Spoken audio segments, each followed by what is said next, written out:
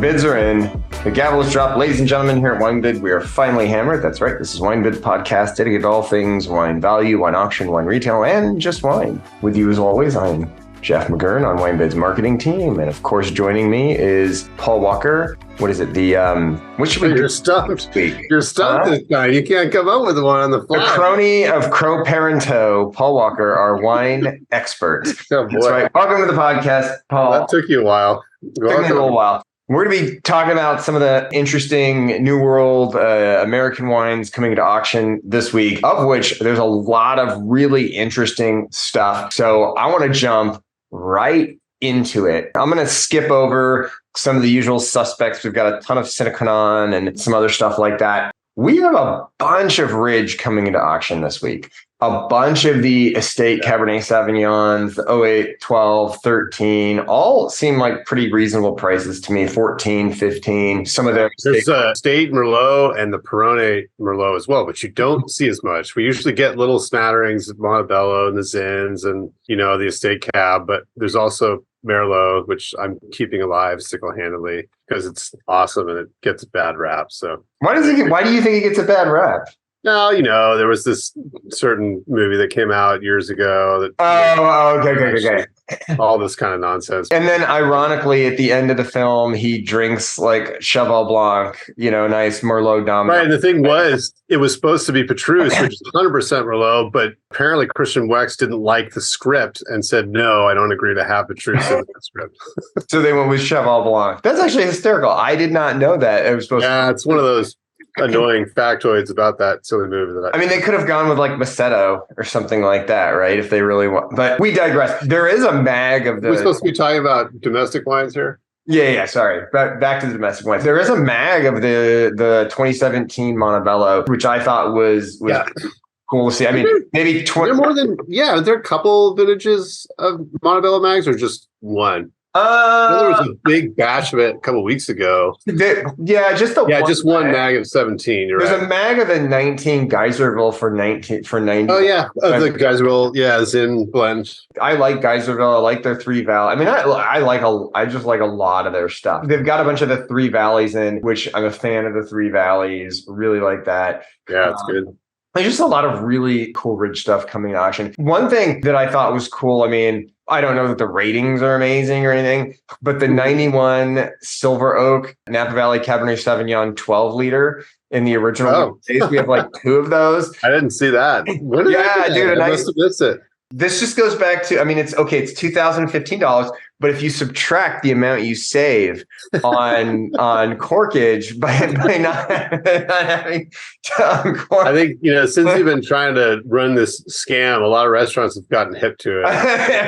Everyone knows exactly. We're 750. Wait, what vintage is the 12 liter? I can't find it. It's 91. It's a 1991. What you said? For some reason, I confused your... Yeah, 1991 Silver Oak. Yeah, that's a great vintage. I believe that's also a special vintage for a certain someone that keeps track of us during our podcast as well. But I think it's either 91 or 92. I'm pretty sure it's 91. Anyway, that's a signed bottle 12 of 12, it says. So not too many of those. And it looks like it's got Zeb Meyer's signature on it, Duncan's signature, and it's OWC. No, it's not Duncan or Meyer. It's not Jason or Justin Meyer. I don't know whose names those are. Anyway, interesting. Justin Meyer did sign the bottom of it, but there's a couple signatures on the glass as well. Anyway, moving on. Basically, though, you're looking at 16 regular sized bottles in there. So you're looking at... because 9 750s is a case. 9 750s is a case. 12 liters is an additional, what is that? It's 16 bottles. 3 liters, which is 4 additional. I see. Okay. And no, it's not. Is it 3? Is it 16? Or is it? That's what I said. It's 16. It is? Yeah. So it's 12,000 milliliters divided by 750 milliliters. It's 16 bottles. I cannot add, which is ironic, working for an auction company. But anyway, yeah. Which is $125 a bottle, which is That's not a great deal for 91. Did you see too? There's a stat. It was checked and recorked by the winery in 2009, which is interesting. I haven't seen too many of those on domestic wines, so that's pretty cool. And you'll save at $35. Per corkage fee, you'll save $525.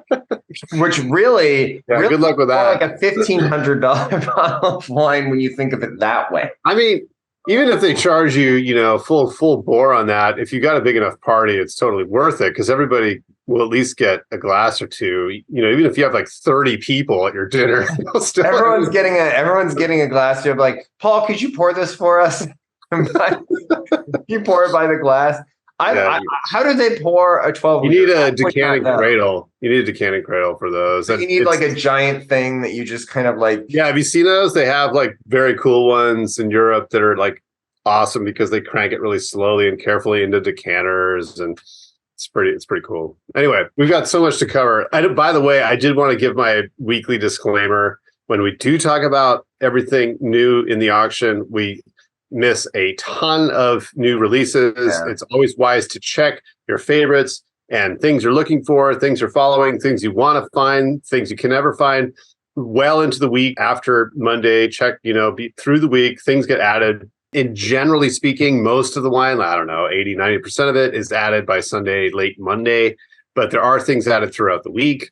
Sure. And it's important to check back, check your favorites, etc., because we don't even generally get to scratch the surface. We try to cover domestic wines, French wines, other things when we have the time. But anyway, often like this week, there's so many new items that it's hard for us to even reach more than one or two regions of the world. So yeah, and I'll just add on to that last week we did not do a podcast. So it's true. And there was Jeff was traveling out somewhere, messing around in Napa, playing around in Napa. I was working the entire time. It was excruciating because I saw you. I don't know if you were working when I saw you. It was a lot of work. It was a lot of work. It was very difficult. But there's a ton of wreaths coming into auction as well that I thought I'd point out. I think some of it actually is pretty reasonable. Great deals. Right. Like my theme this week was I was looking for deals under $50, like wherever they were, regardless of like the breadth of wines, because there are a couple big sellers in this week. I'm sure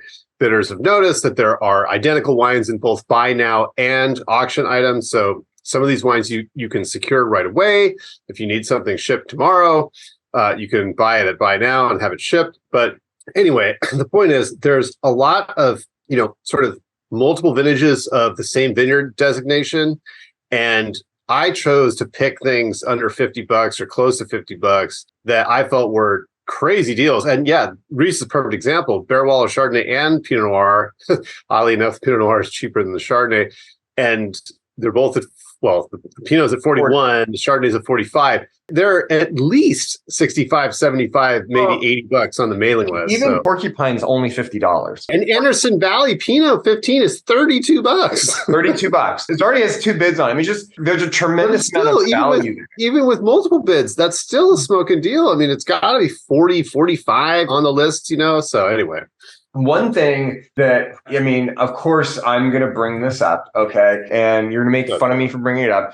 But there's a 96 Staglin Estate Cabernet. Oh, no, is $86. I flagged those both for you because I saw not only was there a 96, but there's a 94 for 85. I would pick the 94 because that is such an awesome vintage in Napa. But smoking deals, and they're got tons and tons of time on. 30 years old almost. And they're not new this week, but there's also like some 93s, some additional 97, 97. Now you're getting into, not even this week territory. That's what I said. It's not even this week. And there's totally unacceptable. There's a bottle of 95 Sangiovese it's got a bid on it for $31, which I've had their Sangiovese. I actually really liked it. Oh, it's great. Yeah, it's really good. Dude, for $31, come on. Yeah, that's fantastic. I'd be remiss if I didn't mention a 2019 McDonald Cabernet Sauvignon, which you have in for $5.80. There's a couple of them, right? There's a couple of them. Yeah. And there's so one of them is actually a mag, and it has a bid, and that one's at $12.60. I'm guessing the mag's not.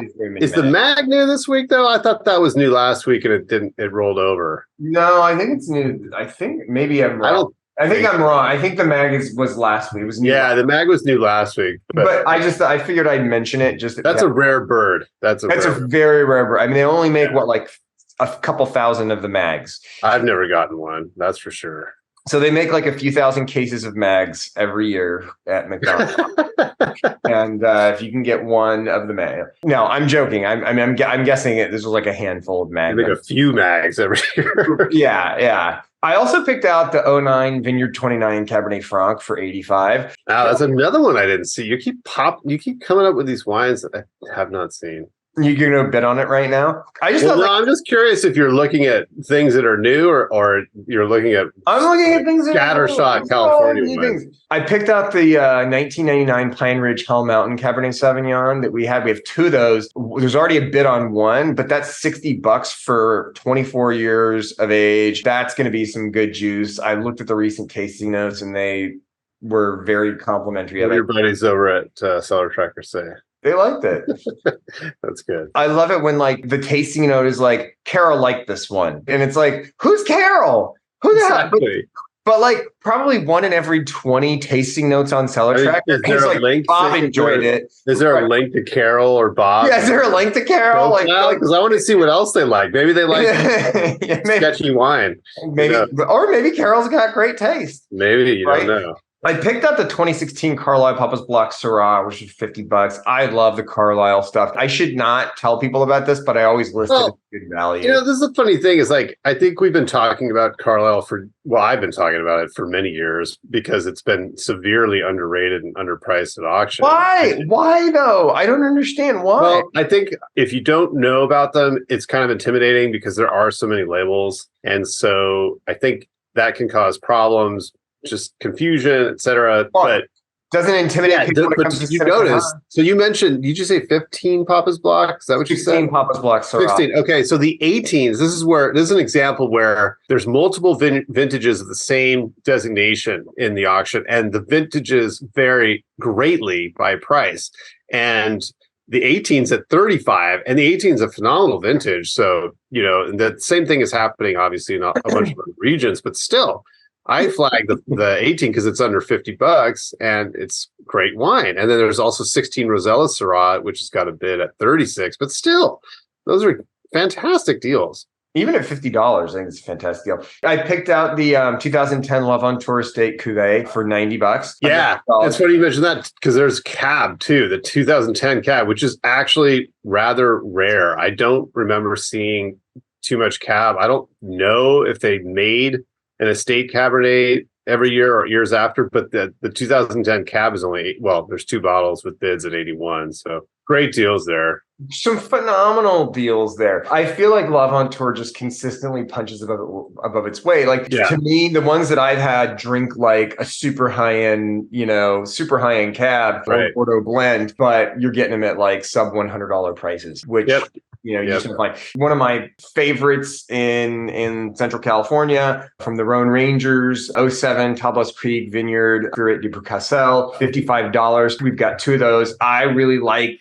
Tablas Creek. I almost feel like I'm getting Boucassel, but I'm getting it for like a fraction of the price. I feel like their wine is just consistently absolutely delicious. And this is one of those, obviously a Spirit de Boucassel, you typically don't really, you see the Payen de Tablas in the store, like in grocery stores, but this is a grocery store wine that I will consistently buy if I can find it. Well, right?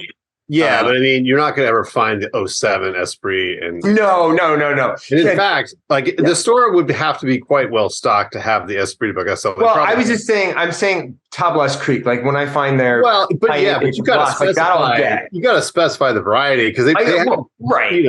You can't buy Tablas Creek like Vermentino in a grocery store if you can't. No, you can't. Awesome. Which, by the way, I remember I went to my local wine store, which actually has a great selection of wine. And I was like, do you guys ever carry Tablas Creek? Like, oh, no, it's way too expensive. And I was like, not the Vermentino. Right. And I was like, super good. But you guys have like, Opus One right there and Screaming Frog, or Bionic Frog and Screaming, like, how is Tablas, But yeah. Well, to be fair, in the secondary market, it definitely sells for less than it costs at the winery. Like the Panoply, they have the 16 Panoply with, I believe, is a higher end label.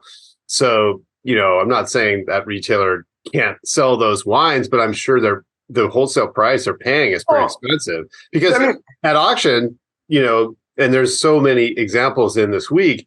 the prices are ridiculous. I mean, Carlisle, there's another example, right? They're not expensive at auction at all. They're far less than what you could pay at the winery, and you get something with some time on it. You get a few years on it, so they're ready to drink. Like that Panoply 16 could probably go for another couple of years, but still, if you cracked it tonight, it'd be awesome. Now the 07 Esprit, that's probably ready to go right now too. I don't know what your besties over at Cellar Tracker are saying about these, but I mean, smoking deals across the board. If you look at like Esprit, their list price for like a 2018 is like $75. And then you look at how much is the Panoply? I want to say it's over 100 now. Anyway, while you're looking stuff up, I'm going to give some more examples because 105. Go for it. So many wines in this week that from so many places, but Tally, another one, fantastic Pinot Noir and Chardonnay. I haven't seen these in a long time. There's a whole bunch of vintages, Rincon, Rosemary's, all sorts of stuff. $30 to $40. I mean, these wines are phenomenal. Rosemary's, Pinot, those are a little bit more, 45 to 55, but still amazing, excellent wines. There's a bunch of Tensley, not a bunch, but there's a few, I should say. Magnum of the BMT Syrah for $61, and it's a steal. There's a whole bunch of, well, you mentioned all the ridges. You mentioned, let's see, you mentioned a lot of Central Coast and Paso stuff while we're talking about Topless Creek. There's Paul Lotto wines, which are really, really good and not cheap. They're very expensive on the mailing list. I don't believe they sell retail or much. It's mostly in restaurants, maybe some high-end retail, but seriously good wines. There's Matinee Chardonnay, $30. Matinee GSM, Grenache Syrah Mourvedre for $26. Just smoking wines. They're so delicious. There's some Hay wines in, which I think are probably well below what the mailing list or the winery is charging. It's a Vertical of Philip Togny. Those wines aren't cheap, but I'm pretty sure they're did you quite say expensive. Mount Eden Chardonnay? There's like a Vertical of Mount Eden. Any Vertical, those are all under winery cost. There's a lot of really well priced stuff in auction. And there's they're just great wines. Like it's obviously a cellar of somebody who really paid attention to what they were drinking because they're just awesome. Catherine Kennedy Lateral, you rarely see this stuff. There's an 07 bottle for $25. 98 Carl Lawrence for $31. I mean, just like some amazing examples, where people complain that California's wines are too expensive, and there's just like this auction is chock full of stuff. That's what I don't get. People are like, "There's no value in California." Like, no. You got to go to WineBid. You got to go to WineBid. Herman Story, nuts and bolts. Herman Story is another example. Oh yeah, there was a ton of Herman casseroles, and they're expensive again. And there's 2010, it's 13 years old. Syrah, $30. 18, which is only a few years old, $41. So White Hawk Syrah, 14 for $50. So aged and less aged examples for great deals. There's a bunch of Evening Land. I guess should be part of our Northwest conversation, but anyway. For continuing in the Central Coast and Paso, et cetera, there's a bunch of Epoch wines. I don't know if they're pronounced Epoch or Epoch or Epic, but anyway, again, like Ingenuity 08, $45. 2010 Ingenuity, $40. Sensibility 09, $35. 12 Sensibility, $36. I mean, all under $40 for these older, aged, perfectly ready to drink wines. Right? Just tremendous. You go to these wineries, you're going to be paying 80 to 100 to more bucks a bottle. I mean, even if it were the same price, this is aged. Good luck finding them. It's almost like a library release, right? Well, then you're release is always going to be way more. Then you're going to pay a huge premium. There's a bunch of Denner wines, again, Paso Robles, like kind of a hard to find, limited release mailing list. I don't know if it's mailing list only, but still, 10 or 11, 12, 13 Ditch Digger, 40, 40, and 40 all. So, I mean, just phenomenal deals.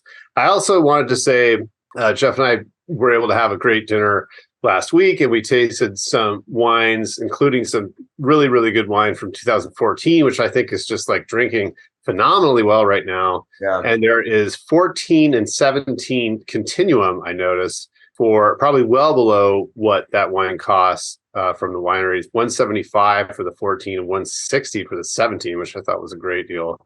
And then the 19 is in for $170, and I was like, 19, that's amazing vintage. And $170, I mean, that stuff's got to be close to $300 a bottle now. I mean, I have to say we had the 2014 Ovid. And that was really, really unreal. Good. It was so good. I mean, right, like up against some pretty stiff competition. Heavy hitters, yeah, for sure. Ridiculously delicious. By the way, the only other thing I'd mention from California is I did have down, I forgot to mention this, the 2019 Kinsman Eads Añeja Cabernet Sauvignon has a bid on it from 280 to 290. Yeah, there's a couple, right? There's a couple of Kinsman in the Kinsman Eads, which don't pop up very often. So I did notice those too. Yeah, some pretty wild stuff. I've never tasted that wine. I'm really interested in it. So. Before we wrap up, should we talk Oregon? Because we had I was going to mention a couple other Colts and then Oregon, but yeah, there's a Tusk Magnum, which you never ever see the Magnums. We see Tusk every so often, but there's a Magnum of it, and yeah, I mean, there's some Inglenook Rubicon from mid-90s, which I thought that was cool. You always there's like good deals on some of the Rubicons, right? There's actually there's a little mini vertical in a set. There's an 11 through 15 Inglenook cab set for $375, which I thought was a good deal because that winemaking really changed styles. Like I think starting in 11 or 12, and those wines will last a long time, and it's not expensive. It's a good deal. And there's a few other interesting finds, some Havens wines, which you don't see very often, Albarino and Godeo, which you never see. They're $20 a piece. So, I mean, even if you've never had them, that's a good, price to take a chance on them. Some Foreman Cab 2010, all kinds of really, really great stuff. So yeah, let's move on. So I'm just going to mention a few things and I'll let you go hog wild. I noticed we had actually a few bottles of Antikythera in 2013 Botanica Pinot Noir Mag already has a bid on it. So it's at $290. And then we have the 2012 Antikythera Pinot Noir has a bid on it, $175, taking it to $185. So some action on the Antikythera stuff. An 18 Arterberry Maresh Dundee Hills Pinot Noir for $45. We got 3 of those. I've got my eye on the 2017 Lingua Franca Lebet Pinot Noir for $50. We've got a couple of those. Tons of Ayub. There's a lot of. I'm not familiar with it. But. I'm not familiar, but there's a bunch of it. And then the one that I knew you would love is the 2014 Naked Winery Orgasmic Barbera. We've got 2 of those for $35 a piece. Paul's a huge fan. You know how he loves his labels and crazy wine bottle names. How he buys wine. What do you got, Paul? I will try and rush as fast as I can. I know we're pressed for time, and there's just there's a lot of many things in the auction. But you kind of touched on a lot of things on my list as well with the Arterberry Maresh. There's actually some Old Vines Pinot Noir, which I don't know those wines at all. From Arterberry, I've tasted a few of the other ones. They're very good, but the Old Vines didn't seem to be that expensive. Generally, they cost more. Let's see. Yeah, there's a bunch of Cameron Winery wines, which I'm really interested in too, because I don't have a lot of experience with them. I know they're very expensive, but the prices are all over the map for some of the more recent releases, even under $40 for some of them, which I have to believe they're at least double that at the winery, if not more. There's an Evesham Wood that snuck in there, one of my favorite Oregon producers. There's a bunch of Dobbs wine, which I honestly haven't tasted for years, but when I did, they were fantastic. There's a bunch of Magnums, Family Reserve Pinot Noir. They're all $60. There is a bunch of, there's some of the French producers that have vineyards in Oregon, like Resonance, which is Jadot's property. There's Nicolas J, which is Jean Mayo from Mayo Camazé's property. I foolishly mentioned Evening Lamb when we were talking about California wines, but there's obviously a whole bunch of the Seven Springs Vineyard designations, Pinot Noir and Chardonnay. Let's see. I think that kind of covers, there's a lot of little single bottles in here. So if you're looking for like an especially rare example from the Northwest, this week is a great time to do it. Oh, there's some Rain Van, super cheap Rain Van. You see these bottles? Are you bidding on it? I love Rain Van. I've got they're all under $30. How much is unnamed? How much is this draw from the list? It's got to be what, $50-$60? I was just gonna say, I feel like I paid $50-$60 for the Rain Van. But I have a feeling that the unnamed series is like, it's not the same as the estate vineyard designates, right? It's it blended. That I don't know, but what I do know is that Rain Van is stinking delicious. That's good.